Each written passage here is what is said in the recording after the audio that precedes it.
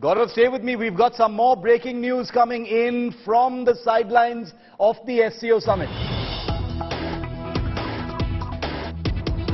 And this is very, very interesting. The Pakistan-China tango is on in full swing on the sidelines of the SCO summit between Shahbaz Sharif's delegation and Xi Jinping's delegation.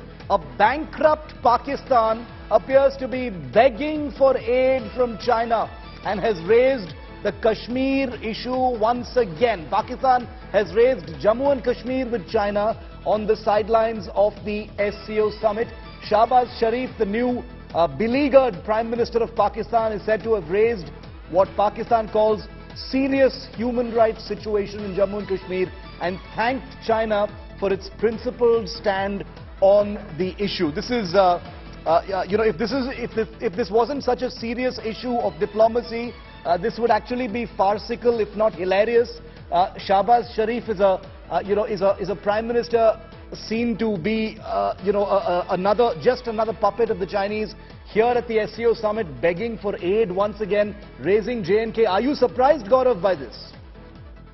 Shiv, not at all. Pakistan is actually a vassal state of China. Pakistan has been reduced to that. In fact, one of the newspapers in Pakistan quotes Shahbaz Sharif as saying that nobody wants to engage with Pakistan because wherever Pakistan goes, even their friends think they've come to beg for more money, they're begging for arms. So that's the situation Pakistan is in. Despite floods in Pakistan, despite the state of penury in Pakistan, there is not an iota of sympathy that's coming from anywhere. Why? Because the world has seen through Pakistan's sham. The world realizes the moment you pay Pakistan, it doesn't go to help the people of Pakistan. It actually goes to fund terrorism that's bleeding the world. It's not just bleeding India. And Prime Minister Narendra Modi has made it very clear on more occasions than one. India will deal with Pakistan state-sponsored terror the way we should. And Balakot bombing was perhaps proof enough that India does not need global assistance in dealing with Pakistan state-sponsored terror. But Afghanistan, other countries in the world, the fact that Osama bin Laden was found barely 100 meters away from Pakistan Military Academy Kakul in Abbottabad, the fact that Ayman al-Zawahiri was killed courtesy Pakistan, and the fact that Pakistan is now getting $450 million worth of upgrades for its F-16s is quid pro quo from the US side. Also an effort to wean away Pakistan from the Chinese stranglehold. So there are very interesting geopolitical games that are being played at this point of time. Pakistan will remain a vassal either of China or of the United States of America. Gaurav, correct me if I'm wrong. If the Chinese president and the Pakistani Prime Minister don't get to, interact with the Indian Prime Minister, it's their loss because the world's gaze is on them in many ways.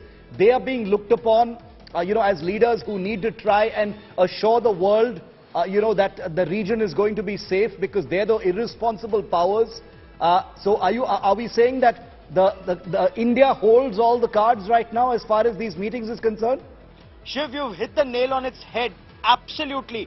India is the vibrant democracy in this grouping, which is seen virtually of either dictators like Xi Jinping or vassal states, puppets of the military like Pakistan.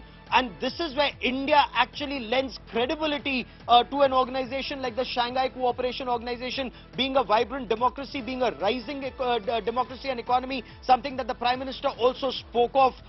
We are the world's, we are growing, as he hopes, at 7.5%. And that is somewhere connectivity plays a very critical role. Now, if India doesn't talk to Pakistan, then Pakistan needs to shape up better. If India doesn't talk to China, then it remains to be seen what China does, because Shiv, it takes two to tango. So if China wants good relations with India, China needs to make that effort, and India has made it very clear. That effort is disengage, de-escalate and de-induct. How long does that take? Remains to be seen. But so far, India is standing firm, Shiv.